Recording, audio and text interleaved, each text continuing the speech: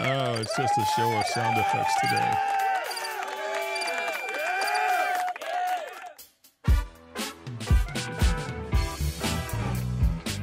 Oh, welcome to the Autopad.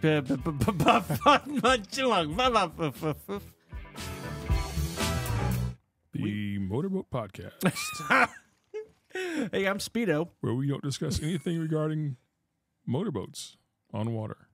Hey, All right. all right. Let's do it.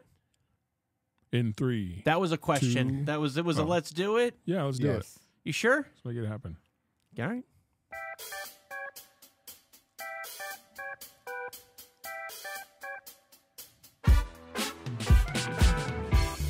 Hey, everybody. Welcome to the Autobot Podcast. I am your host, Patrick, and you all know my assistant host. That's okay. I'm okay with assistant host. No, I am Jim. As long as the pay stays the same, I'm good. You call me anything. Oh, it's 100% right where it's at. Okay. Yeah. As long as we keep it paid the same for doing this podcast. I'm Anything good. that's a Assistant host. Yeah. There's a lot of ladies and gentlemen, let's just do this once. Let's just do, hold on one second. Let's just All right. if the audience will please humor us for 1 second. All right.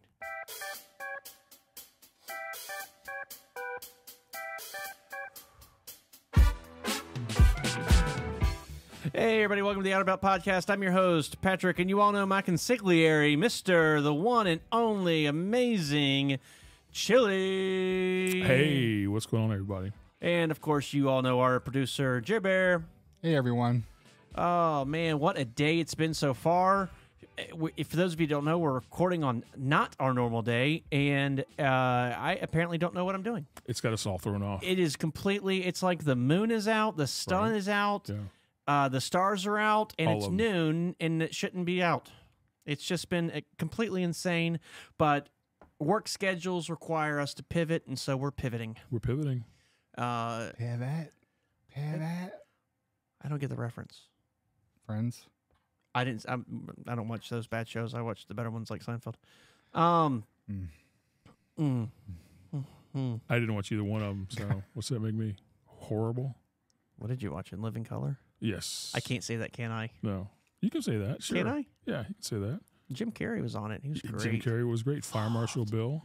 Yes, loved. Did you know that? I just I got to go back and watch it and see if it actually is the case. They said that Jim Carrey in Liar Liar, at the end when he's filming the scene at the airport and he's like outside the airplane driving around, it crashes and everything.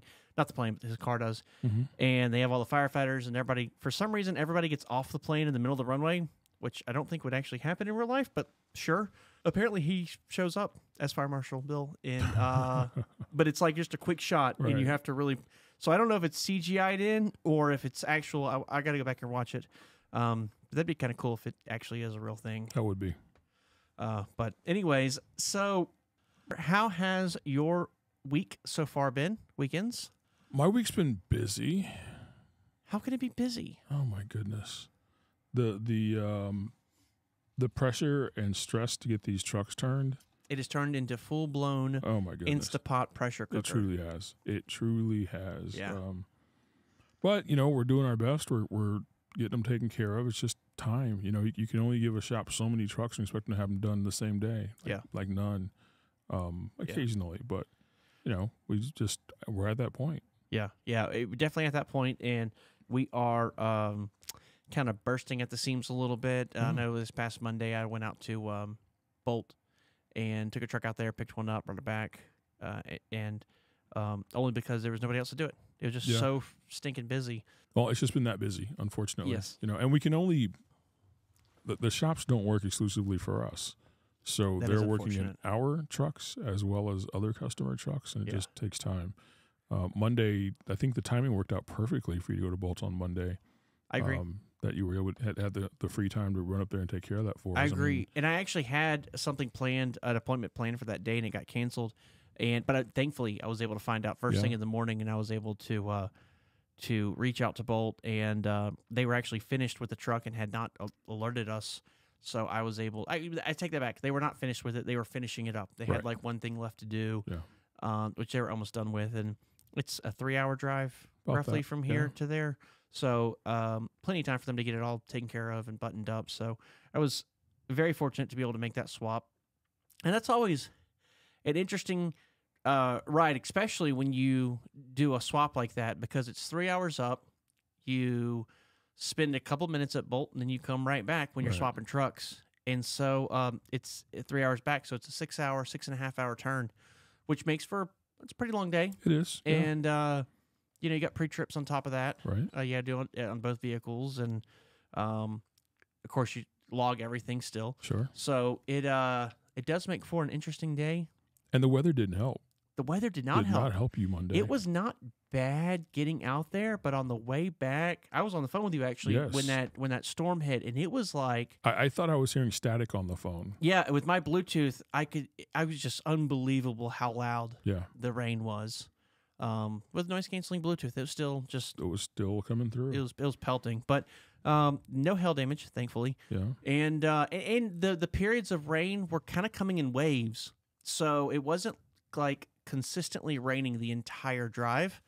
It actually was just raining in like a little like 15-20 minutes of rain Right. here, clear for half an hour, then another 15 minutes of rain, clear, 5 minutes of storm, clear. So I don't mind that as much as I do when I'm driving through like, okay, today's shift is all day All rain. Yeah. Especially when you're driving with the storm. Yep. It's just right there with you. The whole time Yep. it's like, oh man, because after some point, there's that whole seasonal depression syndrome or whatever that is that they talk about that happens when it's gloomy outside. A full 11-hour shift of nothing but rain does that. It gets you down. It does. There's just no way Yeah. around it. And it wears you out. You got to be more hyper vigilant, Yep. more alert. Yep. But because it's raining, you don't want to take as many stops. You try to rest less. You try to work more while you're doing something that's more More physically, mentally fatiguing. fatiguing. Yeah. So those long rain days, they're not my favorite. I would much rather a nice hot dry day or something like that. But or a storm that's just going to be all right for the next 30 minutes. I got a storm, and then Right. after that, I'm Just good to get go through again. and be done. Yeah. So that trip to Bolt was a pain in the butt, but thank you for taking care of it for me. I really appreciate that. oh well, that's the It was only very reason helpful. I bring it up was It's just for very that. helpful. But it was nice. I appreciated it. The one of the fun things about that trip too is not fun. This is going to sound terrible, and I apologize to everybody listening. There's a couple segments of road where like you don't have cell phone service for like an hour, Yeah. and it's kind of nice. That quiet is nice. That, forced Yeah. an hour or 2 hours round trip of forced no telephone. Right. Oh, it's great. It's great. It's wonderful. It's great. Gives my Bluetooth a chance to recharge. We got some podcast hours in. Yeah. Just kind of. I miss it. I haven't been on the road in forever, it feels like, because I just haven't been available because it just hasn't worked out. I guess you're right. I haven't thought about that. Yeah. You haven't done a Medina or a Fort Wayne or a. Quite some time. Yeah, you've been doing all those because it just the way things work out where I'm needed here taking care of business, and you can take care of a lot of your business on the phone as you're driving. Yeah. And for me, I can't move a truck while I'm moving a truck. True. Yeah, that'd be a little challenging. It is challenging. Yeah. I tried once in the yard. I Didn't remember work. one of those trips I had to go run down to Texas. I had a pretty important meeting I had to be at it was all via Zoom. So I just knew that, and I brought my laptop down with me. And then, like 15 minutes before, I completely forgot about it. 15 minutes before I got the alert, and I was like, "Oh no!" But I was on 71 headed towards. I think it's 71 headed towards Louisville. Okay. And I had already gone through Cincinnati, so I already had done the split. Now past the big dump and our Right. landfill and everything, and I was like, "There's a Love's here. I know Yeah. there is. I just don't know how far away I am from it." It was 12 miles away from it, so 15 minutes to go, 12 miles to get there. So I get in, and that Love's is a challenge because you get off and you got to make like S turns to get Right. back to the fuel bay, and there's Yeah. always a billion people there, and Always. people are fighting over spots, and so I'm like just in a sheer sweat panic. Get parked, jump outside, or not outside, but jump into the sleeper, open my laptop up, get my Bluetooth or my internet and everything connected together on the laptop, and jumped on my meeting. And I'd gotten on there. I was the last person on, but only by like a couple seconds. So, but you're on so time, right? it wasn't a big deal. I might have been 1 minute Okay. late, All right. but yeah, it was one of those things where it's like I felt so stupid. Of course, everybody's prepared and ready for the meeting, and I'm like, oh yeah, I'm doing great. In the back of my head, I'm like, what are we doing this meeting for again? But yeah, that's the kind of thing you can do from the road. Sure. If you have to do some of that stuff, you can kind of move around. It's pretty easy. But it seems like we've had more lately too, though. Trucks having to be moved around than we did in the previous 11 months I've been doing this job. Well, there's a couple things that are different. So if you remember, we bought several used trucks from across the country. And so when you buy a used truck, because there's very little new inventory. We don't normally buy used trucks. We're pretty opposed to it. But the past couple of years, getting trucks, period, has been very difficult. Challenging. So we did buy some used trucks, and then we didn't just get them and throw teams in them. We got them, and then we refurbished them and went through the trucks and all that stuff to make sure they're up to our spec. And and we only bought trucks that could be made to our spec, right? So because of that, we did a lot of crazy maneuvering. I mean, we had out to Phoenix, out to Dallas, Texas a couple times. Dallas, several times. Yeah. And then when you get those trucks, you never really know what you're getting your hands into with a used truck. I mean, you can take a pretty good guess, but it's still hard to tell. Especially some of them were, how do I put this? Really good deals. Yeah.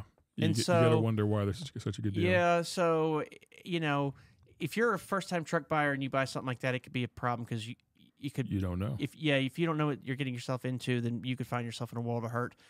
I'm a pretty experienced truck buyer, so there's a formula, a scale of, all right, this truck with this many miles, I'm willing to pay this much for, in great condition, and then there's a bottom scale of like unknown, so not bad condition, just unknown. Unknown could end up being great. Sure. But unknown could also need $75,000 to get it up to great. Right. So I have that sliding scale, and if it fits in that range, then we'll buy it. So you're with your scale, you're looking at purchase price of the truck. Correct. Plus what you think maybe needed on that truck. So your scale includes the entire package versus just the sales price. Absolutely. I think there's no other way to do it. I agree. I mean, anything beyond that, you're gambling. So what I'm doing, like the trucks we buy are trucks that can have warranties added to them. They can be upfit easily to our spec. Right. Plus, there's a margin there for the unknowns. So, now, when you say upfit, what are you talking about? Okay, so upfitting a truck can cover everything from putting a box on it. Upfitters, like most of your box companies that put cargo boxes on the trucks, like these. Sure. They're known as upfitters. Okay. So upfitting is everything that's done to a truck after it's built. Makes sense, right? Gotcha. Makes perfect sense. So for us, when I say upfitting, when I'm talking about a used truck or a repossessed truck that we buy off of a creditor or something like that, that is a truck.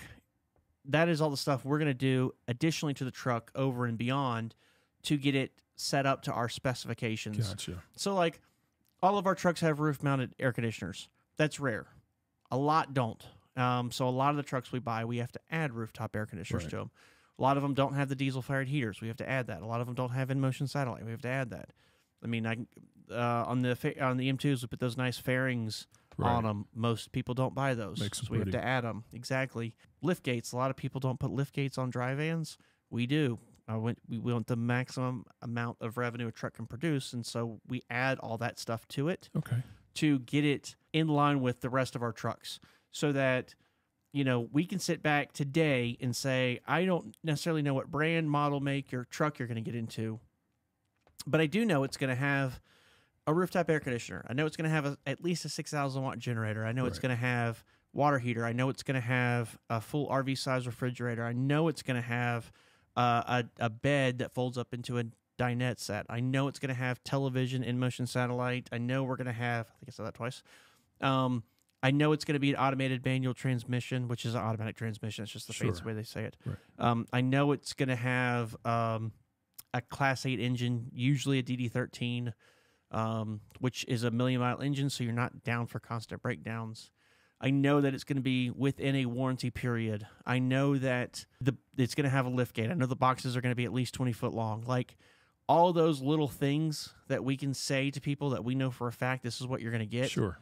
That is getting things up to our spec. When we buy used trucks, a lot of times they don't have all that stuff on them. So we have to add and modify. And it takes a long time. So when we buy a used truck, sometimes within a month we can have them flipped if they're real close to what we already do. Real close, sure. As a matter of fact, 2 years ago, I bought an M2 from a company in Cleveland. It's funny is that we were talking about Cleveland before the show.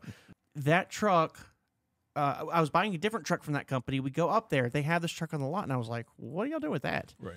And she said, it's one of our customers. They gave it a go in our world. They'd run tractors. Okay. They gave it a go in straight trucks, didn't like it, and so they walked away and gave the truck back to the dealership, like walked away. Wow. And so they had it there. I walked around, I'm like, this is exactly my spec truck, like identical. I looked at the VIN number. It was one VIN number off of like a series of trucks we bought. Right. So I called up my local dealership and I asked them and talked to them about it. And my truck dealer's like, yeah, I remember selling the truck to that guy. Like, we knew everything about it. Yeah. It is exactly my spec. And so it was literally finance it, run it through our inspection process, find out what's broken on it, just like we would do any other truck. And I think they had an issue with the lift axle, like a valve was messed up that we had to get replaced. But outside of that, brand it, it's good to go. Insure it, and get it on the road. It was a very, very, very quick flip for us. They're usually not that nice. No. But that... Or that quick. Exactly, or that quick. So we can have trucks. I think the longest truck I ever had sitting, or not sitting, but in the process of getting upfit, it's probably 8 or 9 months. Wow. Yeah, that was kind of surprising. That was one of the worst case scenario kind of situations. But the truck's still running in our fleet. It's still a good truck. Again, we got the purchase price correct so that when it had to sit for all those months, or not sit, but it was going shop to shop to shop during all those months, it didn't really hurt us. It's not like we got behind the 8 ball on it because of that. But again, having the cash to be able to do all that, having the money in the bank, having the ability to, first-time truck buyers, I mean, unless you could come in here with an amazing pension or something, that's really hard to do. So yeah, when those trucks sit like that, the finance company doesn't care the truck's being upfit, that you're not running it. They want their money. Absolutely. So they want their money. So you have to have that bankroll to be able to take care of that. Yes. Or the runway to be able to pay for that while things are going on. Absolutely. And big dealerships do it on a floor plan. We don't. We just get a loan payment and roll with it that way. But it's a good business to be in. When you can get those trucks at a right deal, it does make sense to do it, especially when there's no trucks available. Right. I'd say there's probably, of all the trucks we bought, there's probably 2 or 3 that we wouldn't have bought if trucks were readily available. Sure. But they weren't. And so we bought them, we went through them, we spent the money to get them to where they're at now, and if you look at them, you cannot tell the difference between ones we bought brand new and ones we bought used. You really and that's the important part, is being able to get a truck to that point. And we have talked about before, worst case scenarios, if we ever bought a truck that just wouldn't work out, we'd just sell it immediately. We wouldn't try and fit it in our fleet. Sure. That makes sense. That makes perfect sense. Yeah, that's a little behind the scenes of, or behind the curtain of upfitting trucks and what we're trying to get done. So we are doing that right now with, 4 trucks? I think it's 4 trucks. Might be 4. No, it's 4. It's 4. It's 4. It's 4. Yeah. That's taking up a lot of shop time. And I know that's causing a lot of heartburn, but it looks like you just got one out. So we're about to have one on the road really soon. We just got one out, but it has another shop to go to. That shouldn't take very long. Yeah. But yeah, and then we have others that are working their way through the process. So yeah, it just takes time. It does. And when we have trucks that need a lot of upfitting done to them, or there's a lot of unknown that we have to have a shop go through and work on, and we bring them another truck that needs an APU PM or an engine PM, that we can get out faster, and we put that truck in front of the other. They stop the work. Yeah. They only have so many bays, so many people, so it just gets delayed a little more than we'd like, but it's the nature of the beast where we got to get this truck out. We have teams that are ready to go in trucks. Absolutely. So I can do a truck in 2 days and turn it around real quick, or I shouldn't say it like that. If I have a truck that needs an APU PM which can be done quickly, versus all the other things on the other truck. Well, that truck goes to the front of the line so we can get it back on the road as soon as possible. Absolutely. And that's one thing our recruiting staff, I'm sure a lot of you talked to Melissa, a.k.a. Buttermilk. You've talked to Delina, or you've talked to Kayla, or maybe you've texted with Jerry on the Sure. online. Maybe. They have done a great job. Too good of a job. So now we're like, when we set up and said, okay, let's start recruiting, we kind of said, let's not use these trucks. Let's focus on these other trucks we have available. Let's not focus on those. Yeah. And now we've got such I'm trying to say this politely. We have so many teams that want to go work and go drive that we are trying to get the trucks that we weren't counting on done and use. So it's a little bit of it's fun. Melissa and I went through it a little bit when she first started, maybe a couple weeks into her role as a recruiting, where she was excited that she got a team through the process, her first team through the process, and she told me all about it. And my response was, I'm happy for you, but it causes me great stress. Yes. And she's like, oh, well, maybe I shouldn't tell you. I said, no, please tell me. Yeah. I'm going to find out anyway. Please tell me, because I want to celebrate your successes with you. Absolutely. The stress of having a team coming on board and I don't have a truck available, it's going to happen. Yeah. Regardless. So please tell me. And I still have a job to do, and I still work through that process. Yeah. It doesn't change that. And it's going to be a constant thing. Just the nature of the turnover in this business, it's going to be a constant thing. It's also, it is a little bit escalated right now. It's a little amplified right now because of all of the part shortages, supply chain issues, labor issues. Yeah. I mean, like mechanics are. Yeah. We're talking to some of these people that run these shops, and mechanic just won't show up for work, and that's it. They never call, they never ask anything. They're just gone into Never Never Land. So getting mechanics to work on trucks, getting the space to be able to do all this stuff, they're in a huge crunch. I mean, if I had a Freightliner just opened up that humongous building, and it's great. It's a really nice place, but they're struggling to find mechanics. Yeah. And our other vendors are the exact same way. There's such a limited pool of people that want to work and have skills, and you definitely feel the pressure right now because of that. I really think it's starting to get better. Still causes a frustration point. The parts thing. Oh, you know, you and I went through the list the other day, and it was like, well, this is waiting on that part, and that's waiting on this part, and it's like, wow, okay. To the point where we're taking trucks from shops where it needs a part. Like we had one the other day that needed a part for the APU, an exhaust pipe and the bottom cover. That's not going to keep the truck from functioning.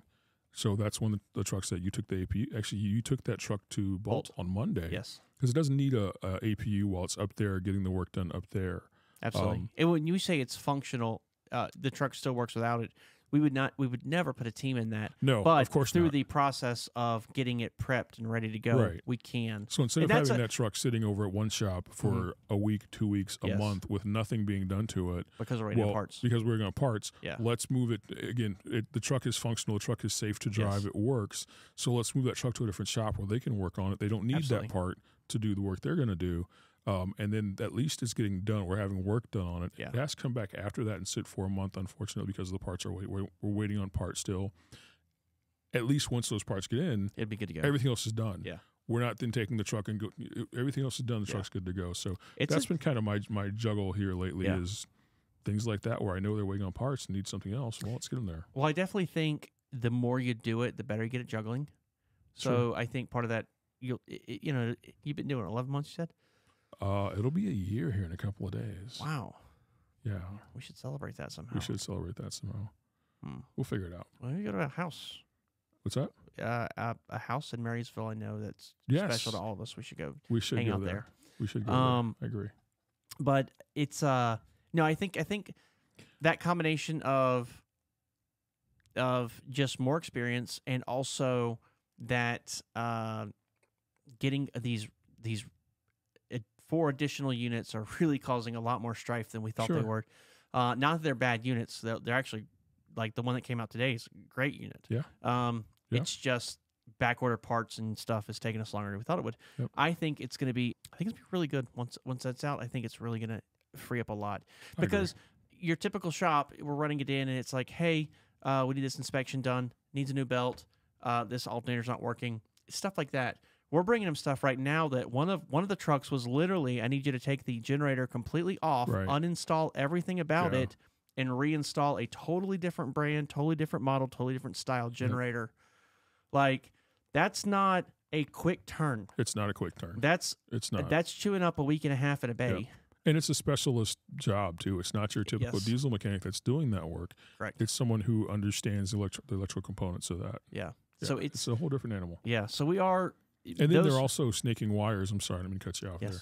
They're also having to fish wires into a completed truck already. They don't have the open sleeper they can work in. They're fishing wires through that thing and making sure they get there without getting... It's a whole process. Yes. Yeah. I think it's getting better. Until then, this week's going to be a whole lot of fun. So tomorrow, I jump on a plane. I run down to Atlanta and pick up a truck. This was a truck that was involved in an accident a couple months ago. And it's been at the body shop. They just finally got it done. So I'm going to go grab that thing and bring it back to Columbus while Jerry Bear, you have a 4 a.m. call time to pick up a 4 a.m. That's right, 4 a.m. Yeah. To pick up a truck, bring it out. Where are you going? Bolt? Bolt. To go to Bolt. So if you're at Bolt in the next couple days, keep an eye out for Jerry Bear. Yeah. He'd love to talk to you about expediting an Expediter Boogie. But he's looking at me with having to kill you. No, I would love it. Well, you said you're going to be hanging out in the driver's lounge editing videos, right? Yep. Yeah. So, but you're going to bring that truck up there, get a couple things knocked out on it, and bring it right back. And at the same time, Buttermilk is taking a truck, brand new truck, brand new, up to Panther, and that truck's going to get branded and Samsara and permitted and plated and all that good stuff. So she'll be bringing back a brand new truck, while you and Mel. Mel's here Friday. She's here. Okay. Yeah. You and Mel are going to be running around and doing what you're doing now. Yes, we are. So it'll be fun. Yes, we are. It'll be everybody be everywhere. Yeah. All at once. The nice thing about Buttermilk's trip on Friday is she can combine it with a visit to do some recruiting. That's right. She's taking that truck up there in the morning, and then she has a later afternoon recruiting visit she's going to do. So it'll be a long day for all of you. Yes. All of you. It'll be a long day, but we have the 2-for-1 with Buttermilk. Yeah, that's really cool. Yeah. It'll be nice to get all that. That's going to check off a lot of boxes. Lots of boxes. It'll be a good push. Yep. And then next week, I think we have 4 teams moving in, and then I do. There's 2 teams the next week after that. Yep. So it'll be really nice getting those last few trucks out of here. It will be. And we're picking up 2-3 brand new trucks before Expo. We're picking up 3 brand new trucks before Expo. We're picking up, and then I think we have, it's funny, when we purchase these trucks, when we put these orders in, we tell people, I'd like a truck a month. Yeah. I think that's a nice, comfortable spot. It is. It truly is. And specifically of type. Mm-hmm. So we might say, give me 1 reefer truck a month, give me 1 dry van a month, right, and give me 1 tractor every 2 or 3 months, right? Yeah. Nice, easy spacing. Sure. So we're getting 2 reefer trucks and 1 dry van before July 21st. July 21st. Yeah. And after Expo, we're going to get 3 reefers and 2... I got to think about this. 3 reefers, 2 dry vans, and 1, possibly 2 tractors. In all fairness, it's like everything came together. Sure. Exactly the same time. Yeah. It's like, this is just worst case scenario. It is. And to be fair, the new trucks, the brand new trucks, are less time consuming. Yes. Overall, I mean, we put a lot of time into those trucks to get them, all of the equipment that they need in them. Yeah. But we spec them correct directly from the factory, so right. That is a little bit easier. It is a little bit easier. So Jerry posted the video of me the other day throwing load bars and pallet jack and all that stuff in the truck. We do a couple of things inside the sleeper as well, inside the cab, make sure it's ready to go. But ultimately, it's a shorter turn than the upfit trucks. So they're not as much of a pain in the ass, but they can be a little bit of a pain. We got 3 trucks in the same week a couple of weeks ago. Yes. 2 brand new, 1 upfit. It was a little rough, but we made it through. I guess that explains why when we were talking about everything, you're sweating and taking your glasses off, sweating, wiping the sweat off your forehead. It wasn't a surprise to me that those trucks are coming. I knew that time schedule. You just tried to forget about it. I just don't want to hear about it. When FIDA calls and says the trucks are ready, we go get them. I don't want to hear about it right now. It's like when you're in college or high school and that paper's coming up and you just kind of push it off and push it off and push it off, and then it's like, oh dear, it's due next week. Exactly. All right. Okay. Got to get it done. Yeah. Well, hey, it's. I like it because all of the trucks coming up are reward trucks. Right. Every single one of them. They're all bathroom trucks. They're all shower units. They're all the trucks that we put teams that have done really well in. And that's always fun. When you get to take a team that's been out here busting, trying to get to that, right, and we can finally make it happen. It's a really good feeling, and they're appreciative of that truck, that reward truck. Yeah. I don't like it because they're all reward trucks, which means that I get a truck back that I have to then go through and do all. That is true. That is true. That's part of it. It is rewarding to move a team into a reward truck when they're making them move across the different trucks and to see their face. To remember when it happened to us. And you can. If you go to Lokeshire Expediting Adventures, you can actually see me give the keys to Vince. And me acting like a little kid. That was so funny. I still remember. I have that burned into my brain. It was such a good example. But yeah, it's... I'm sorry, I didn't mean to cut you off. No, it's okay. You can watch it in Lokeshire Expediting Adventures. It's in the intro of our more recent videos, probably the videos from the last year, where you see me jumping up and down like a little schoolboy. Yeah. Yeah. It was fun. It was a lot of fun. It was fun. It was very cool. I think what we don't show is Melissa's tears. Well, we were trying to be we were compassionate. Sensitive. Yep. Yeah. We weren't very successful, but we tried. No, we weren't, but anyways, it's So I feel you on that. That's But again, it's just the nature of the business, Yes. and we go through and we take care of them, and we put a brand new team in them, so they have new life. It's just thinking about the amount of work is a little daunting, but again, I can only do so much. We in operations can only do so much, and Absolutely. we do everything we can to get them out as quickly as possible, safely. Yes. Yeah, you'll do a great job. Thank you. Absolutely great job. Yes, you do. Thank you. Yeah. So do y'all. Amazing job. We try. Every day I wake up. I think you could try harder, though. Every day I wake up and think to myself, I could try harder. That's what I said. I think you can try harder. Every day. I could be wrong. No, that's what I'm telling you. Every day I wake up and I think to myself, I could try harder. Yeah.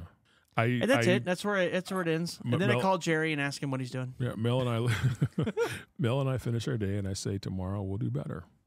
Yeah. Every day we'll do better tomorrow. Yeah. And we strive for that every single day. This is starting to get a little sappy. What's next? What's next on the list for today? Next, we're talking about... Well, I was going to talk a little bit about this past weekend and thank you and Buttermilk for what ended up being a great, extremely fun weekend. It was a lot of fun, just impromptu. Yes, it kicked off so well. We were sitting at the house thinking about, dinner and what are we going to do and all that stuff, and get a text message from Buttermilk saying, hey, I don't know if y'all want to or not, but how's board games and steak and shrimp sound? Oh, that's right, Friday night, yeah. And I'm like, well, normally I'm completely anti-steak and shrimp. Right. That's normally not my thing. I'm usually more cheeseburger and corn dog, but for some reason it just kind of stuck me as like, yeah, that doesn't sound bad. Yeah. I did what everybody does, and I immediately took a nap. As you do. And then woke up 45 minutes later and realized my 15-minute nap went for 45 minutes and, threw my shoes on, ran downstairs, yelled, Eric, we got to go. And got out there and called y'all from the car, just hoping she wasn't going to say, like, oh, we ate already. We didn't think y'all were coming. No, it was great. Melissa did, Buttermilk. I keep calling her by the wrong name.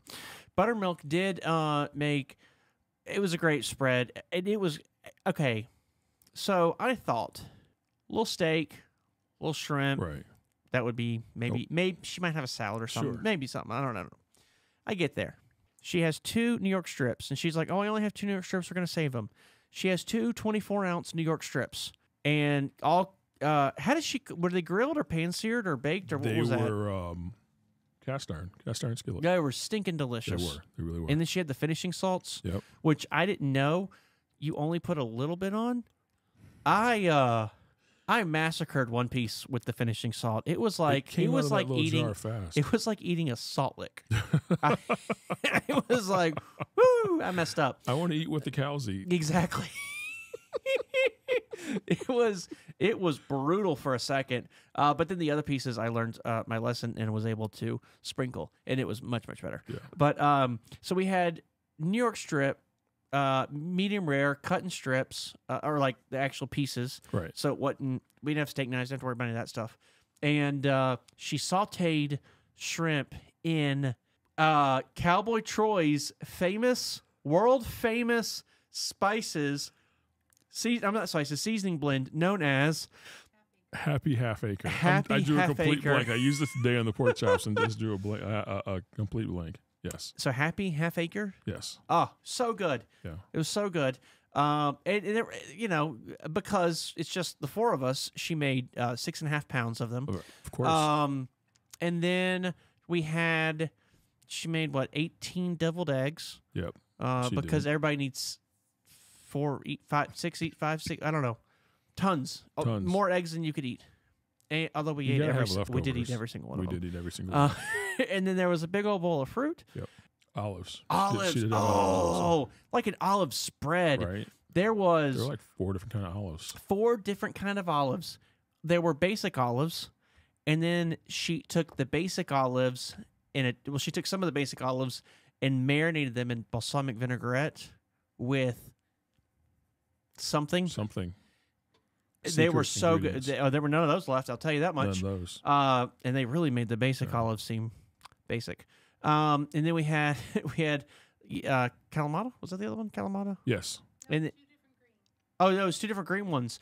There was the fresh green ones, and then there was a marinated green one. It wasn't marinated in the balsamic. And then there was the pimento one with the pimento shoved right, in the green middle with of it. pimento. Yes. Yep. And then I think the balsamic you marinated ones you did the Kalamatas. Right, but the ones you marinated in balsamic were Kalamatas, right? Just regular black olives. Yeah. So there were no Kalamatas. There were no Kalamata. No. Okay. Huh. No. I'll have to buy some. And but it was so much food. It was so good. Made some concoctions. Yes, we did. And spent the entire night. What we never do, we ate inside your house and then spent the rest of the night out on the back patio, just hanging out and chatting and talking with each other. We haven't done a single board game. Didn't play a single board game, which for most of y'all probably don't know this. That's one of the things we do really love. Yeah, we do. Like we have played some serious board games. It's funny. We remember a few weeks ago, probably a couple months now, we were like, hey, let's go back to your house and play board games. Right. And so I was like, it'd be fun as if Don and Jerry would come visit us. And they were like, we don't know. We're not real sure. And then we said, well, we're going to be playing board games. And then they were there in like 10 minutes. Immediately. I was like, you live 20 minutes away. How did you get here in 10 minutes? You're talking to Jerry on the phone. There's a knock on the door, and it's Jerry. Yes. It was crazy. Yeah. He's like, I'm putting on my shoes. Knock, knock, knock. What? But they were fierce. That was one of the most intense games of Operation I've been through in a long time. Oh, yeah. I don't know. Oh, yeah. You're like, can I transplant that guy's heart into my chest? Because right now I'm having a heart attack. Yes. Yeah. Well, I mean, when we saw the game being thrown across the room and someone storm out in a profanity-ridden tirade, then that's when you knew, okay, it's going to be fun. It's going to be a good time. So, no, that none of that actually happened. I mean, the games did, but not the tirade. The tirades. But that was so. Anyways, that's what we normally do. We normally do play like Skip Bow or what are the other games we play? There's that one card game we Sequence. play. Sequence or the words aren't coming to aggravation. me. Yeah. Aggravation, I love Aggravation. We went out and bought a really nice expensive set because we enjoy it so much. That was a game that we enjoy playing with Mom. Actually, if you're a Facebook friend of mine, you'll see it come up every now and then. I'll change my picture, like around my Mother's Day or my mom's birthday. I'll throw a picture of her up in one of the things we've done. And her last birthday, we're all sitting around the table, drinking a little wine, playing Aggravation. It's one of the pictures that pops up every now and then. Now, that game, that particular one was made in like 1972. The box has been remanufactured with duct tape. You know what I mean? The duct tape on the corners. I know that's the box. So, has a string going around it to hold it together. So, that was my love of that game. But we actually went to go find one of those old games like that, because that's actually my dad's. So I was like, I want to buy one, that same old vintage one or whatever. Yeah. Lots of money. That's our inheritance. We tried to do that with a game. I forget what game it was we were trying to find. What was it again? Balderdash. Oh, yeah. They don't make it or something anymore now, right? Anymore. You can't find it unless you go to eBay and spend a gazillion dollars on a game of Balderdash. Which is crazy. It's insane. Meanwhile, how many versions of Monopoly are there? 75,412, 13. Yeah. So they just came up with a new one. I have Dublinopoly. Wow. Like everything. Every city had its own Monopoly. I think there's Hilliardopoly. There's like Columbusopoly, Powellopoly. Yeah. I got Don Bob's Burgers Monopoly. Wow. See, it's just gotten it's gotten too much. It has gotten too much. We do have for not playing Monopoly ever, we have a really nice wooden. That's a beautiful set. It's beautiful set. It's only meant to be looked at. Right.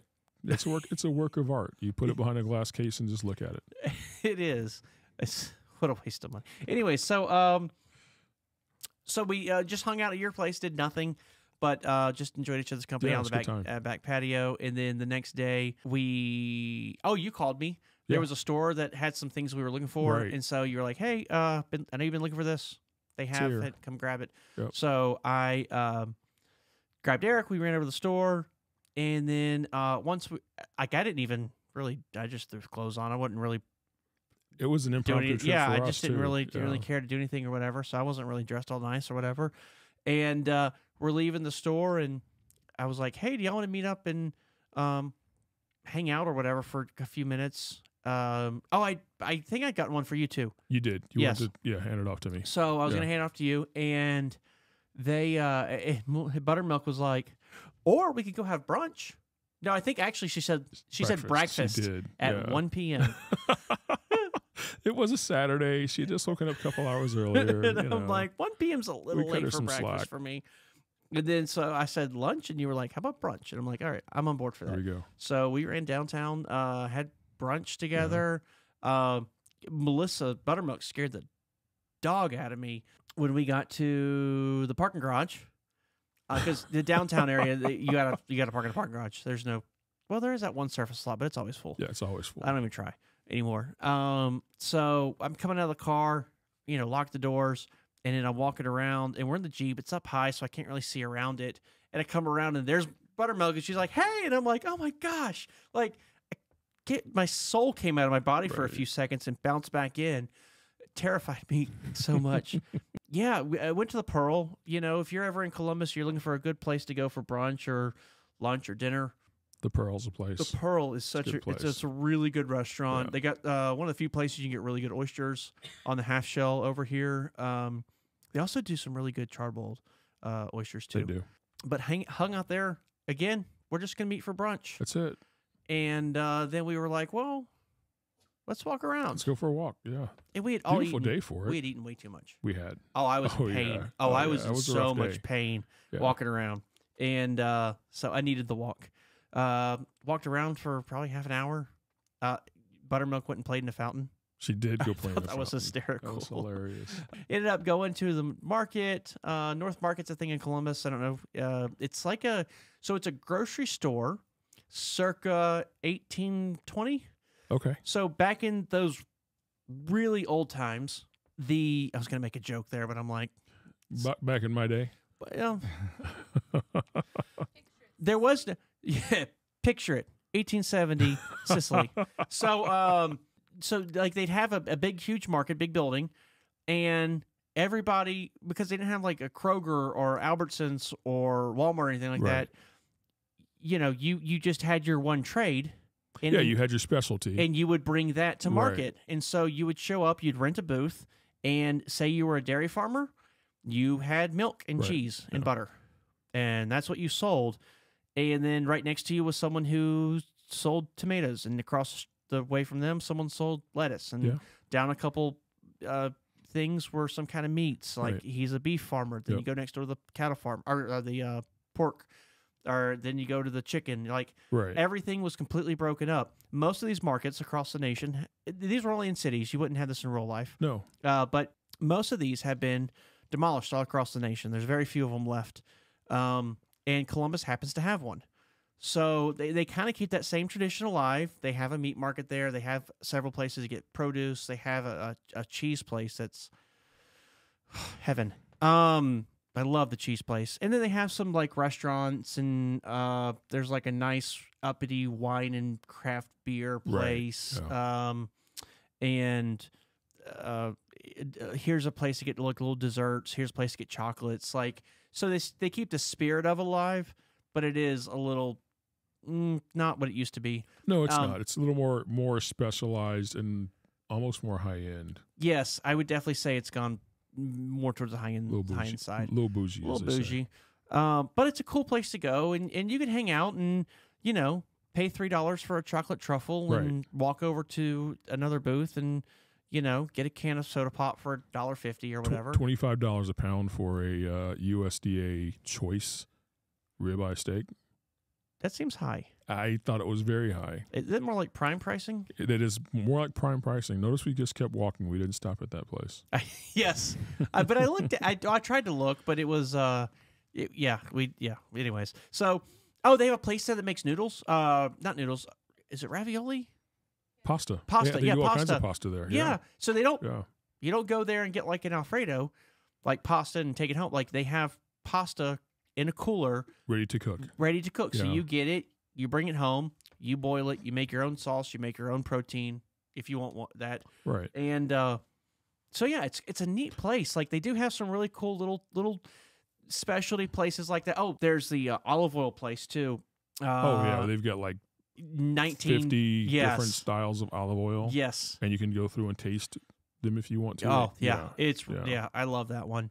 And man, there's some good tasting olive oils. There really is. Olive oil is one of those things where you're like, on a salad, it doesn't really taste like much. Right. Holy smokes, they prove that wrong. Yes, they do. So, you know, we got to hang around there. That's a lazy pace. Jerry, you went with your mom, right? Y'all went and hung out there too. So you know, it makes for a fun, lazy. Imagine the like walking the mall experience without the mall. Right. Exactly. And it's inside, so when it's hot outside, it's air conditioned. It's kind of nice. So we left there and we walked over to an arcade. This is a cool arcade. It is a cool arcade. They all the games are free, except for pinball. Pinball's not free. Yeah. For some reason, I don't get that. But they've got the video games, the pinball, skee ball, which I they love also playing have, skee ball. like TVs with console games on them as well. But like not modern ones. They have like Sega Genesis. Nintendo, not 64, not Super Nintendo. Yes, well, they do have a Super Nintendo too. They do, but they also have the OG Nintendo. Yes, they don't have Atari though. It goes back too far. Because and the cartridges, and they gotta have a full-time staffer just for that. They have a giant light bright. They do. That was awesome. That's a really cool one. Yeah. But then they have all the arcade games, all the like. What did Buttermilk play? Asteroids. I think she played Miss Pac-Man or Pac-Man. They had Galaga and Galaxian. Okay. They have just about all of them. They had the beer tapper. It's not called beer tapper. It's just tapper, or where you have bars, images of a bar where they serve beer, where you belly up to, and the guy on the end has to draw a pint and slide it down the bar. Anyway, it's just nostalgia. Yeah, nostalgia. I've never heard of this. I have. Oh. Well, next time we go there, I'll show it to you. Yeah, I guess so. I think the modern version of that is like root beer or something. Yeah, probably. Yeah. Huh. Yeah. They had. I did find that they had something. I'm gonna give you a little secret. we're bringing it to Expo. So I'm bringing this particular thing to Expo. But I got inspired from this place. Nice. Giant beer pong. Oh, yeah. That was cool. And trash cans? Yes. Yeah. And it's so funny, too, because there's a dad and his, like, 7-year-old son playing. And I'm like, teaching your 7-year-old son how to play beer pong. I think it's a healthy... The challenging part there, though, is when you make it in, you have to drink. The guy has to drink the whole trash can. I know, it's a 30 beer. gallons of beer. Yeah. Oof, it's rough. How do you get past the first one? Yes. Yeah, and not to mention the cost. Yeah. I mean, it's going to be expensive. They also have duck pin bowling. Yes, they have duck pin bowling. That's fun. Which I like the other sport that they have there, and that is critiquing the duck pin bowling. That's more my speed. It is a lot more fun. This is the weirdest setup. I've never seen this at a bowling alley or anything. So duck pin bowling, it's baby bowling. It is. But not for babies. It's for adults. For adults and kids. Yeah. It's a shorter bowling alley. It's a smaller. It's more of a shot put size ball, I would say. It is. A little bit larger than a softball. Yep. And all the pins are on strings. And they're also smaller. And they're smaller. Yeah. So when you knock a few over, they pull them all the way up, and then they only lower the ones back down that you didn't hit. Right. That way you can bowl again. You get 3 turns instead of 2. And it's actually very challenging. It looks easy. It's not. I have done it. It's not the easiest thing in the world. The balls don't have holes, so it's hard to control them. They space them out just so where it's just challenging. Like getting a strike is almost impossible. Almost. Yeah. You're not going to find the pocket like you do on regular pin. On 10-pin bowling. Yeah. You just aren't. No, but it is. Yeah. It is still a fun way to kill some time. It is. And but at this alley, like I've never seen this before. Along the edge of the alley, so you're like where the lanes are, there is a bar set up, and I don't mean like where you get drinks. Right. I mean like a literal table bar, and just the high top table. Just a high top table with 5 seats across it, and all you're doing is sitting there staring at people bowling. Yep, that's it. From not behind, from the side. Yeah. So I can see their face. I can see how they release the ball. I can see how it goes down the lane. And I can see what they hit, didn't hit. I can see their scores, everything. That's a good time. And that is so much fun. Yeah. I mean, you see people that are great. Mm-hmm. You see people come there with attitudes of like, I'm the best, and then do terrible. Yep. And that's always fun. You see little kids end up killing their parents. Not murdering, but I mean, they're just score-wise. Yeah. They're just outdo them. And it's so much fun. Yeah, so we just probably sat there for like 45 minutes, an hour. No, it was actually longer because halfway through, like, I've done it before, and you sit there for 15, 20 minutes. Mm-hmm. You see some cool stuff, and then it does get a little mundane. It does. But we had a terrible torrential downpour come right when we were getting ready to leave. So we ended up staying for another like 45 minutes or so. And it was great. It was awesome. They had a wedding. There was a wedding party reception there. And so now you've got a whole mix of kids and grandparents, and it was everybody. It was just a lot of fun. I really enjoyed it.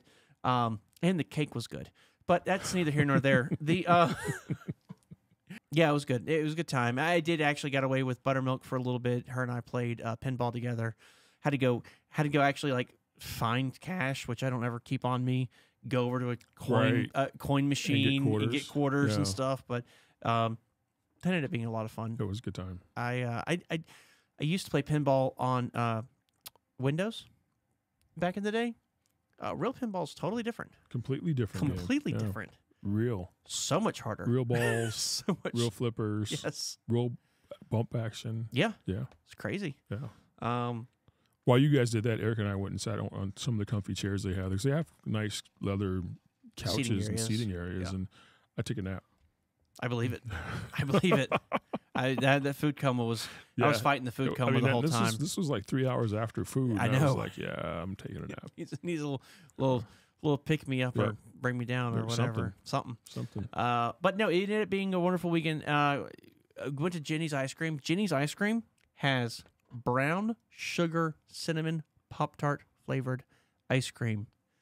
Shut up and take all of my money. Yes.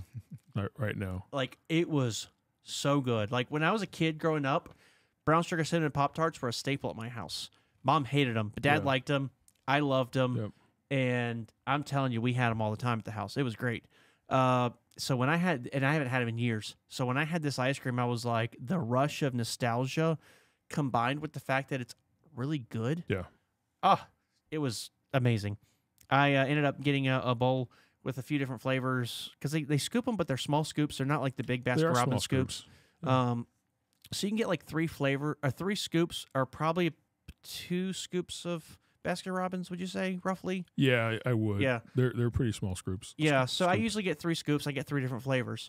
And I like that so much, I ended up getting a to-go 4 scoops of just the ice cream. I forgot you did that. How did it make it home? Like perfectly... Yeah, it was fine. Yeah, when I ate it the next day, it was great. Awesome. Yeah, it's gone. It was a really great experience. And then caught it after that. You know, spent the rest of the day at the house. Yeah. It was pretty much all day Sunday doing nothing. That's what we did Sunday, too. It was great. Nothing. It was really great. Yeah. And then, you know, hit the ground hard on Monday. Yeah, you know, we did all this weekend. Like you and I and Buttermilk and Eric, we did all this, had all this fun. And people are probably thinking, wow, they just left Jerry and Don out. We did. We did, because they weren't in town. No, they Where left. were you, Jerry? Where'd you go? Well, Don, his family lives up in northern I like Michigan. that immediately it's a blame. Yeah, it's Don's It's fault. Don's fault Totally immediately. Don's fault. Yeah. I'd have been there, but Yeah, but No. Don wanted to go see his family or something. He honestly does not get to go home at all. So they just live very, very far north. If you're familiar with Michigan and the mitten, they're like in the very, very top. Only thing that separates them from Canada is the water. But yeah, so we actually went up there. His nephew, his oldest nephew, him and his wife are expecting their first child. Oh, wow. that's exciting. Congratulations. Yep. So they were having a get together, baby shower, call Okay. it. Yeah. Although Ella did not want to call it a baby shower, but they were having a get together. And so we went up there for that, visited with them. Don, gosh, he hasn't been back up to Alpena in the summertime in probably 14 years. Wow. Was it nice? It was very, very nice. I mean, maybe 80 degrees during the day. It was comfortable. It was really, really nice. But we did have something exciting happen. Besides the baby shower? That I would that's love to pretty tell you exciting. about. Tell us about it, please. Yeah. So we are all gathered around all of the family, and we're sitting there Saturday. We do the whole shower and everything, and later that evening, probably about 7 p.m. or so, let me tell you a quick little thing first. For those of you that don't know, our house is set up to where you have a 2-car garage. You enter in through the garage, you go into a patio area that has a fence on both sides, and then you enter into the back door of the townhouse that we live in. And then on the other side is the street and the front door. So we're all hanging out, and probably about 7:15, 7:30 or so, I get an alert, back door open. I have a security alarm on the house. And when I get this alert, my heart sank. I mean, you want to talk about your heart just drops. Right. So I immediately hollered at Don, and I'm like, I just got an alert, back door was open. He's like looking at me like, what do we do? We're not there. We are way up here 7 hours away in Michigan. So of course the rest of the family was all like, call your local police department, call 911, get somebody to go over there and check it out. So I Googled real quick. I don't have cameras inside the house. This is something that I plan on adding, let me tell you. But as of right now, I Googled real quick the local police department. As I'm Googling and getting that number, I get another alert, back door closed. So I'm thinking, wow, that was a good amount of time between the two. I'm nervous. I'm thinking, not the landlord. They should give us a warning that they're going to be coming over, and they're not going to be going in our house at 8 o'clock at night. Right. So I call up the local police department, tell her what's going on, that I got an alert that the back door was open. She's like, all right. So she starts asking me questions. Anyone that's supposed to be there, who lives there. I explained me and Don. She's like, do you have a driveway? Do you have a garage? I was like, we got a 2-car garage. She's like, what's supposed to be in the garage? I told her. So she's like, all right. She's like, I'm going to have some officers go over there and check it out. I'll call you back and let you know what we find out. So during this whole time, when I get off the phone with her, we're all like, God, what could this be? We're all freaking out. I get another alert, back door opened. So now I'm really freaking out. I'm like, they went and okay, got the U-Haul. They went and got the U-Haul. Exactly. Score. they're still there. Something's going on. Right. So about 10 minutes goes by, and 10 minutes is not really that long, but when you're freaking out in a situation like that, It's 10 forever. minutes feels like forever. Yeah. So I get a phone call. I answer it. It's the dispatcher. And she's like, okay, are you sure no one is supposed to be there? I'm like, no. She's like, so far I've got officers there. They're not seeing anything right offhand. And I'm thinking, oh, that's a relief. She's like, we just want to make sure. So do you have a code to your garage so we can get in? Because again, the garage is like a line of them. Yeah. Right. So you had to jump a fence to get into your backyard. Well, you would basically. have to jump 3 fences to get over to ours. From the side, Yeah, from the side, the way they're all lined up, the townhouses. So I told her, I was like, no, I don't have a PIN code. That's something that we have not reset since we moved in, and I just keep putting it off. But I need to do that.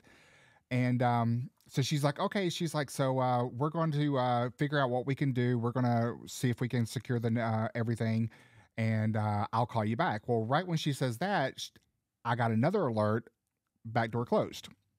I said, I just got another alert that the back door was just closed. The dispatcher goes, well, this really makes me feel like this is going to be a false alarm because I've got 4 officers on scene as well as a helicopter in the air, and we see nothing. Oh, wow. Wow. So I'm thinking in a matter of 10 minutes, you've got 4 officers on the scene, And a helicopter in the air. Like, that makes me feel good. Go Upper Arlington. So, yeah. So she's like, okay. She's like, we're going to see if we can go ahead and still secure the premises. I'll call you back. So I get off the phone with her. Probably 5 minutes or so goes by. Phone call comes back in. She tells me, okay, we have double checked everything. Front door is secure. Back door is secure. Your neighbor allowed us to go through their house, and the officer jumped the fence and confirmed that the back door is closed and locked. We do see lights on in the house, and I said yes, because when the back door is triggered open, I have an automation set up that Siri automatically turns on the living room and dining room lights, because when you're coming in at dark, it just lights the house up. You don't have to worry about nothing. Also scares off an intruder. Yeah. Sure. So we were thinking, okay, well, if someone was there, they're gone because the lights maybe scared them off. Right. If this was a false alarm at this point, which we're thinking was, it's just because it thought the back door open and it triggered the lights. So yeah, that was a very, very scary, tense moment. We still wasn't quite sure, but when we got home late Sunday evening, we went through, double checked everything. There was absolutely nothing missing, and kind of find out it was a false alarm. The alarm, the sensor that we have on the back door, was just a matter of once I got home, it popped up on my app and showed that it needed a firmware update. It was malfunctioning. Wow. So it really did scare the daylights out of us. But to know that, hey, they had all these officers, they had a helicopter in the air and the whole 9 yards within 10 minutes, like that made me feel really, really good. Imagine. I can't. You can't what? Imagine. I mean, in my neighborhood, if a gunshot had gone off, maybe they might show up, helicopter. But I'm impressed. It was stressful. I bet. Yeah. I'm happy to know that it was a false alarm, but now I'm in the process of scoping out cameras because I'm going to install I thought you were going to say your neighbors. Like, I know one of you did it. I got to find you. House. I want cameras so that way if something like this happens again, I can at least see inside the house and see possibly what's going on. And by the time this episode airs, you'll already have the cameras installed, right? Absolutely. But I will tell you this, though. When you have a false alarm, yes, you do get a nice little note left on your premises. Yes, you do. The landlord also receives a nice little note in the mail, and there is a $50 charge per occurrence. Per occurrence.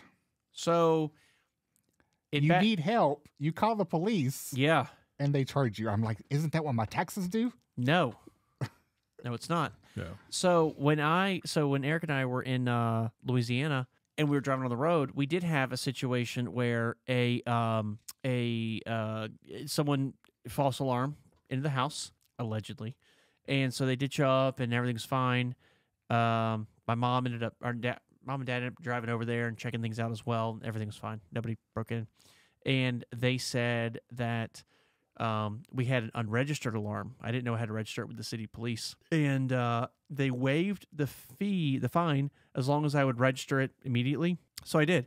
I registered it. It was fine. Then the next false alarm came with a letter saying, on your next false alarm, we will be charging you, I think it was a $50 fee as well, but they give you one free. I want to say they gave you one free a year.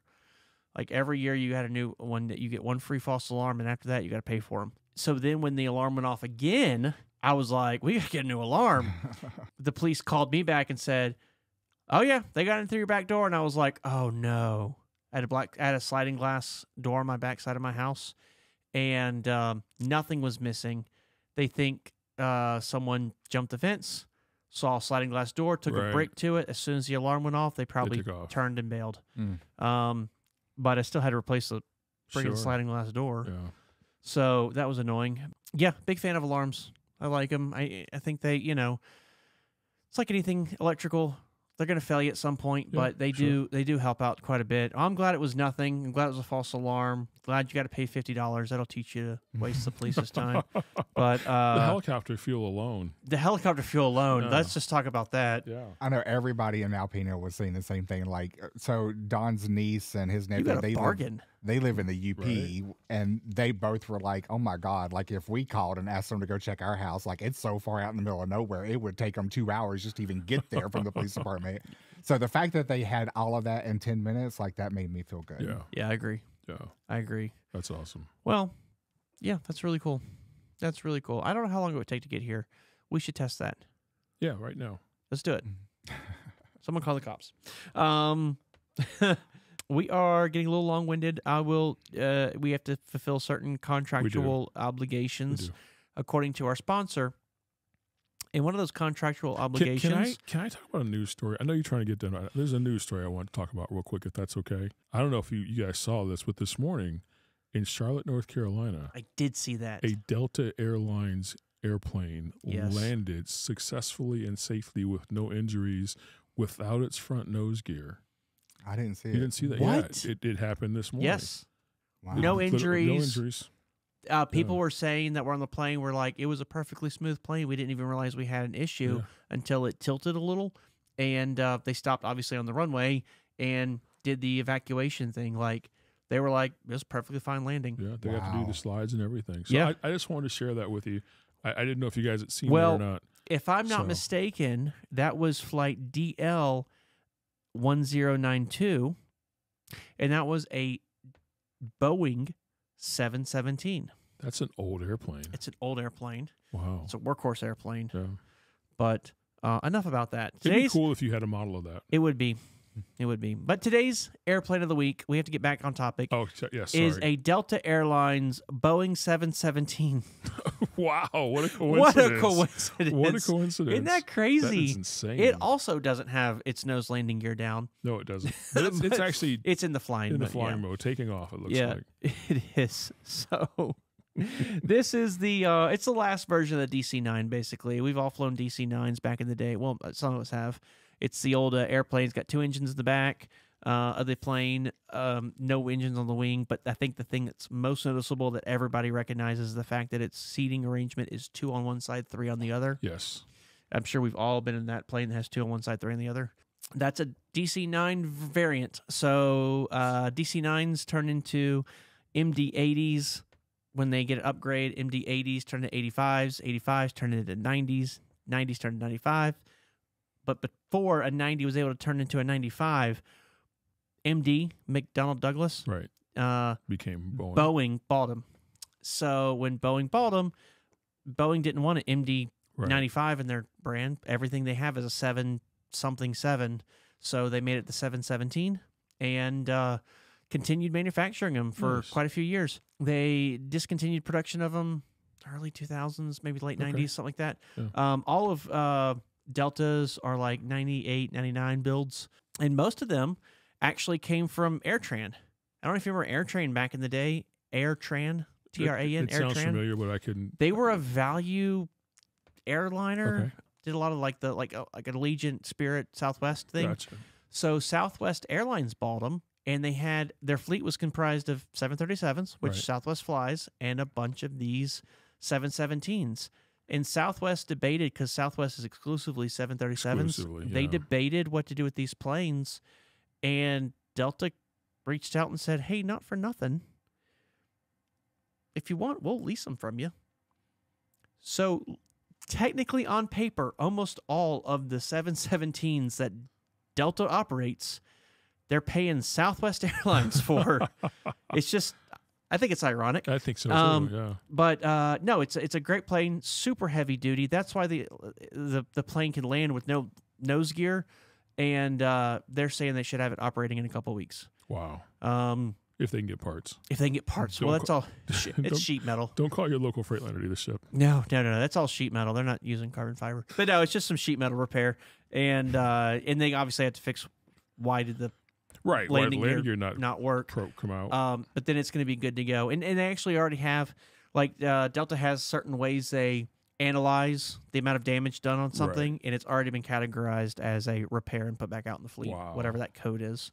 Wow. Like, they have no intentions of scrapping the plane. So it's a good plane. The 717 MD-95, it was intended originally to come in multiple lengths, just like multiple, so literally how long the airplane is. Right. The wingspan and the fuselage would say the same diameter. It would just be longer with more rows of seats. They done that with the MD-80s. They did it with the 730. I'm sorry, with the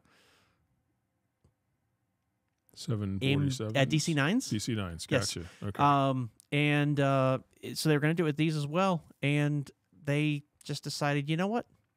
We got one design done, completed. Yeah. We bought McDonnell Douglas. Let's not put another penny into it, and let's push them into our other Boeing jets. If you want a jet that fits a higher number of people, you got to buy a 737. We're going to upsell you. Yes. And so they're successful. So every 717 is identical, which is different than the predecessors. They all have quite large jet engines, actually, for the size airplane they are. They look bigger than what they need to be, and they are, because originally McDonnell Douglas intended this to be make longer variable stretches, and this was going to be the shortest version. Okay. But because of that, they're very robust. They're very well built. The other operator of these is Hawaiian. Okay.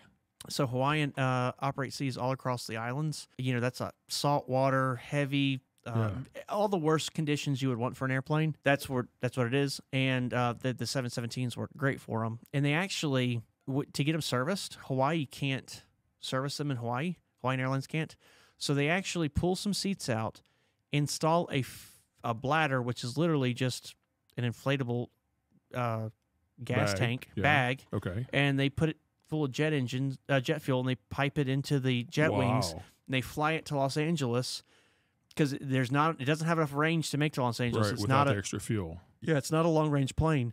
So they fly it to Los Angeles, get it serviced, fly it back to Hawaii, pull the bladder out, put the seats back in. But I mean, that's commitment. That's interesting. Yeah, if you've got a plane that is so durable that you're willing to do all that work, that's a great machine. Yeah, so that's what's out now. These planes, they're gonna be retiring them in the next 4 or 5 years. So you still got plenty of time to go fly on one.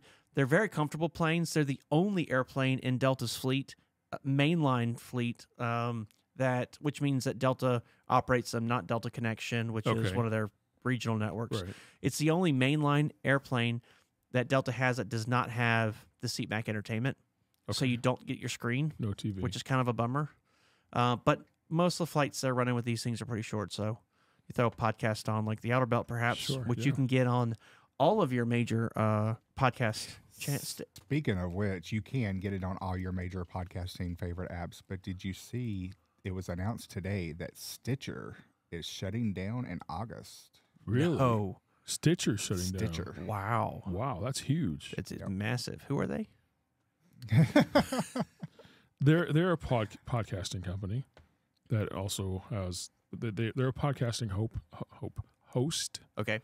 I believe they produce their own podcast as well. I gotcha. And they're a pretty large company, a player in the podcasting game. Are they getting bought out? Or are they? I just seen the tweet, so I don't know the whole story behind it.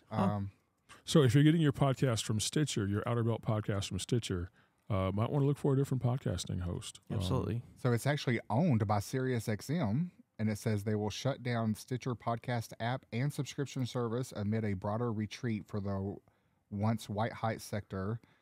The company on Tuesday said that it would end the service on August 29th in an effort to drive more users to its own app and pull its content into one place. I know they're trying to push all their people into the Sirius XM. Or Sirius XM, rather.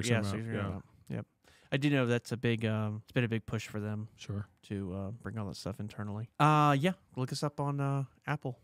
Yeah. Or the Google Play Store or there's tons of apps out there that aggregate your stuff. We're on iHeartRadio? Yep. Yeah. We're on iHeartRadio. We made it.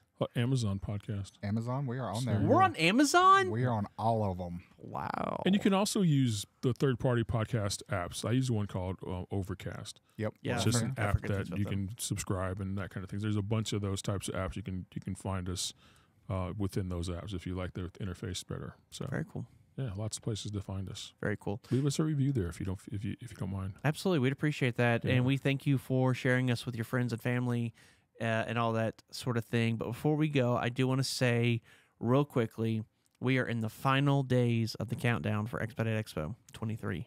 You have hours, lots and lots of hours, but hours left. 20 days to register for Expedite Expo.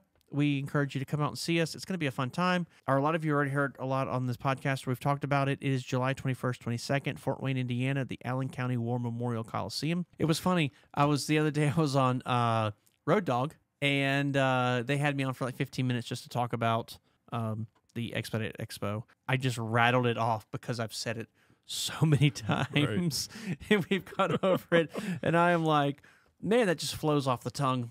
It did not flow off the tongue originally, but now it's like, yeah, I got it. The Expedite Expo, Crossroads of America, Truck Show, Fort Wayne, Indiana, Allen County War Memorial Coliseum, July 21st to the 22nd. Come see us. We're going to be in booth 413, 413. And we are going to be on the show floor, I think noon to 4, noon to 5, something like that. Something like that. And then on both days. And but before that, there's going to be breakout sessions where you're going to have the opportunity to go and listen to people speak on all kinds of subjects, such as insurance for your truck. Insurance for your truck. Building your own fleet. Building your own fleet. How to buy a truck. How to buy a truck. How to run a business. How to run a business. This is not good for me. How to be a millennial in trucking. How to be a millennial in trucking. But no, it's so in the mornings I'll have these breakout sessions. You'll go learn all these interesting topics. That was just a few of several. During the show floor, it'll be open. You go meet all your vendors. Go meet different people from the different carriers. Meet people that are already doing what we're doing. If you already are doing what we're doing, introduce yourself to someone who is new. Tell them a little bit about our industry. You know, one of the things I love about our industry is that we are family, small group driven. We really are. And even if you're not someone with Hyfield Trucking or you don't necessarily work with that carrier, we're such a niche. We kind of stick together. We do help each other out. And it's just a great chance for networking and what have you. I encourage everybody to go. I will say on Friday night, we are sponsoring Casino Night in the after party. Mm-hmm.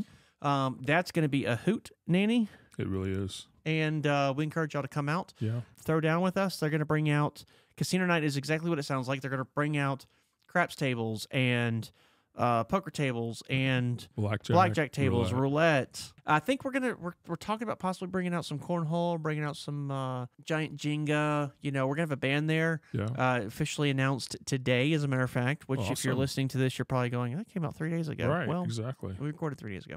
But it's gonna be the Incredible Awesome Brothers. They're gonna be there jamming it up. They are a really, really good band that we know.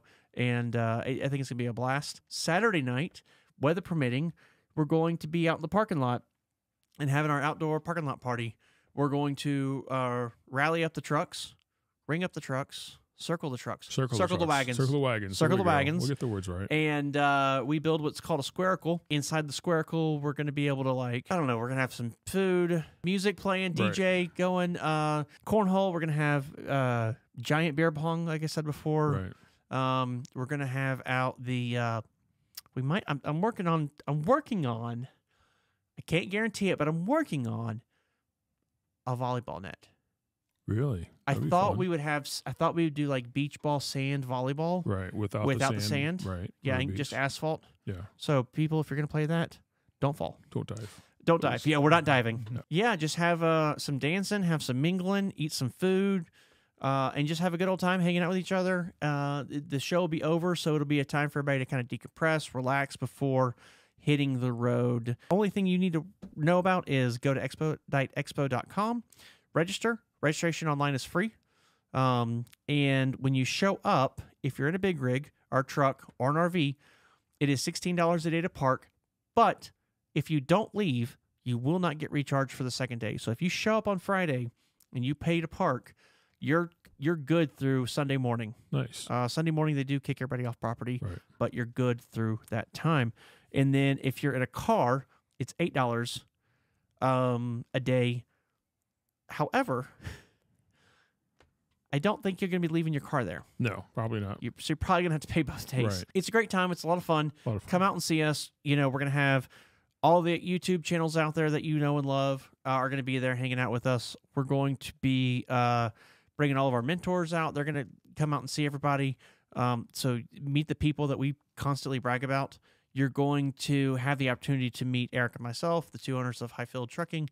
You're going to have the opportunity to hang out with Jer Bear and with Vince and Buttermilk. And we would love to be there to chat with y'all, meet you, introduce ourselves, and spend some time socializing, fellowshipping with each other. Yeah, there's a lot of folks I haven't seen in quite some time that are going to be there, so I'm looking forward to seeing those There's folks. a lot of people that are going to be there that I've never seen.